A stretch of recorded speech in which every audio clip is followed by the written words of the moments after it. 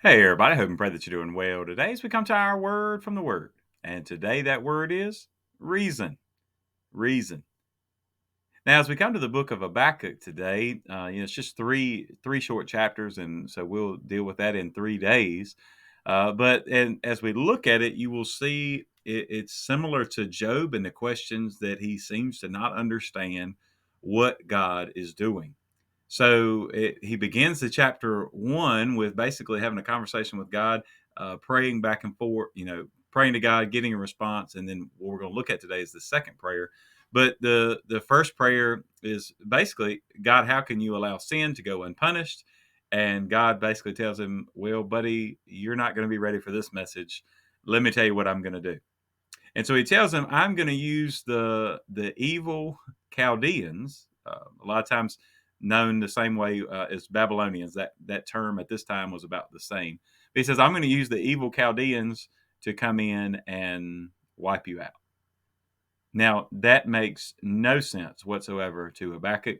So he tries to reason with God. And so we'll look at that and then we'll talk about the ways that we do the same today. So, Habakkuk chapter 1, looking at verses 12 and 13. Are you not from everlasting, O Lord my God, my Holy One? We shall not die. O Lord, you have appointed them for judgment. O Rock, you have marked them for correction. You are of purer eyes than to behold evil, and cannot look on wickedness.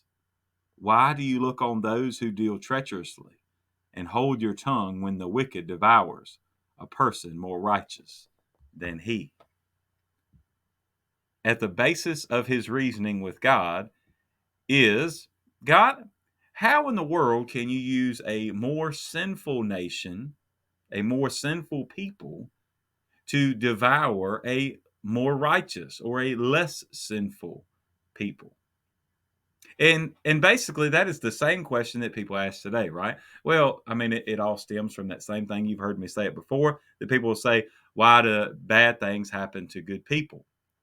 And then there's a lot of different things out there. I tell you that the question is flawed, right? Because there are no good people. And really, if we're going to be honest, the only good person to ever walk the face of the earth was Jesus, and bad things did happen to him. And as one I saw recently, why do bad things happen to good people? And says, well, that only happened once, and he volunteered.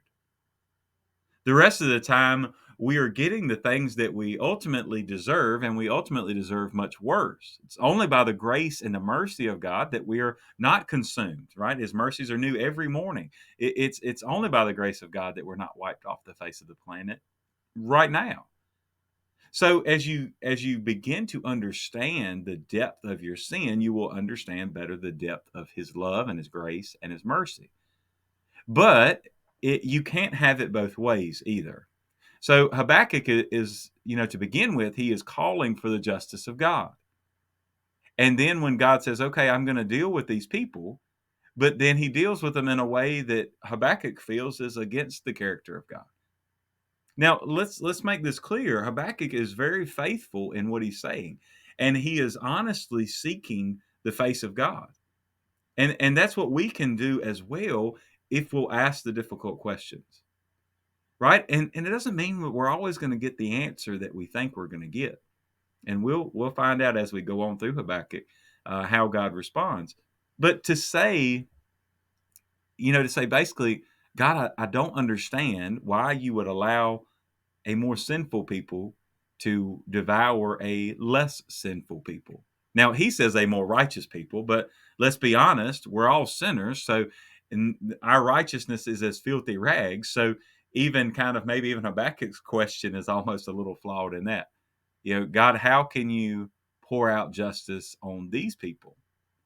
Well, you can't. I told you, you can't have it both ways. You can't ask for God to be just, and then when he deals with you in a just way, complain about the way that he does it.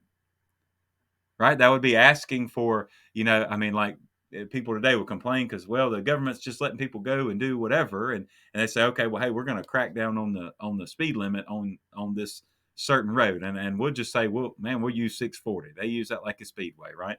And right here, so we say, well, you know what, we're going to knock that speed limit down to 35, and you're like, oh, that's awesome. Now it's going to be safer for everybody.